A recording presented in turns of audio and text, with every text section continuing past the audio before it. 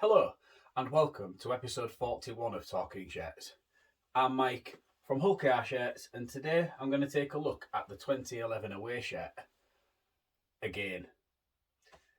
Now, if you've been watching all of the episodes of Talking Shirts, you'll notice that this isn't the first time that I've covered the 2011 away shirt. You'll also notice that this isn't the second time I've covered the 2011 away shirt. It's actually the third time that I've covered the 2011 away shirt. Now, there is a reason for that. During the 2011 season, or more specifically, towards the end of the 2011 season, Rovers actually wore three different variations of the 2011 away shirt with three different front of shirt sponsors. So on the 14th of August 2011, we wore a plain variation, which would, to me, mean that we've just got the Sporting Bet sponsor across the front, which was the traditional sponsor that we had for the majority of that season. Now, on two occasions, we travelled to the south of France to play Catalans, once as a league fixture, which is where this shirt was worn. So this was on the 3rd of September. We travelled across to Perpignan, and because of the fact that we had a betting sponsor across the front of our shirt, it meant that we needed to mix it up. And we had to either cover it up and have no sponsor, or what we'll have done in this case was give that sponsorship to another company, in this case, Arrow Self Drive. So I would assume that they would have paid a fee to have their sponsor go across the front of the shirt for this fixture. And you'll have also seen on episode 33 I covered with the 2011 away shirt, we had a JC Services and Sons limited sponsor across the front. So I covered Blake Green's shirt there in episode 33. And if you did want to go back and watch the episode where I covered just the normal shirt with the Sporting Bet sponsor across the front, then that one was episode 7, and that was Ben Fisher's 2011 away shirt. Okay, so quite a lot to kind of get through there. So, again, I'm not going to talk too much about the design and the intricacies of the shirt, because if you did want to go back, episode 7 is where I cover that in detail, where I compare a replica with a player spec version. So, as we've said, this is a player spec version. It's got all of the sublimated articles, if you like, that you would expect to see on a player spec shirt. So we've got the sublimated badge, the reinforced stitching around the neck. It does have a very different look to the 2011 away shirt. I will just pop a replica picture up there just so you can see the differences, because the neckline's different.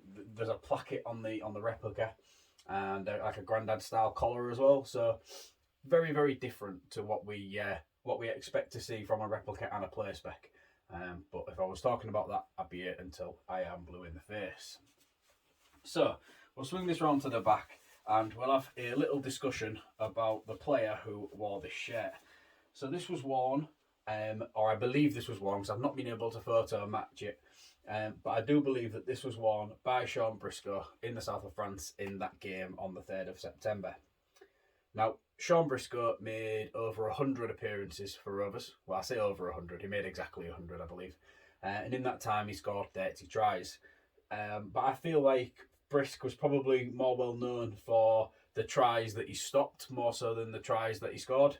And he was somebody that would always put his body on the line for the cause. He's probably the last of that sort of defensive-minded fullback. Without being disrespectful to the fullbacks in the current game, there is much more of an attacking array of fullback than there is a defending array of fullback. Whereas now, I mean, going back to then, I think Briscoe was probably the last in that sort of generation, especially at Rovers. One thing that I find really interesting about this shirt is that the S has been applied upside down. So this should be the bottom of the S with the bigger section here. I will put up a closer picture so you can kind of see what it looks like, and I'll also put up a picture next to it of an S that's the right way around, just so that you can kind of see that.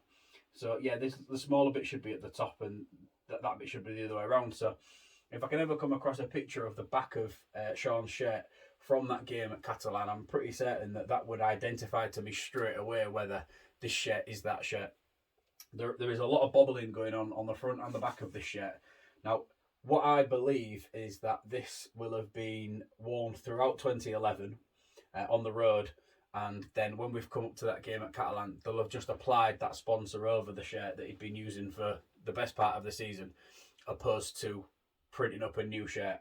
They'll have had to have, well, they did use a different shirt for that second game in Perpignan because they reapplied another sponsor over, and I think they've done that over another plain one rather than applying over, because for me to be able to get all three variations, it is something that I'm really happy with.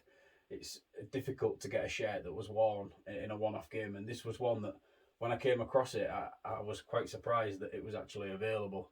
So I had a feeling that they'd have just reapplied over the reapplication, but they actually reapplied over this one and then reapplied over a different one. So to find a shirt that's plain with just the normal sponsor on, like I've got with Ben Fisher's, is probably harder than trying to find one with a sponsor reapplied over it. So yeah, we had some success towards the back end of 2011, and we actually won. I think was it 4 of the last 5 games or something like that, which then saw us sneak into 7th above Hull FC.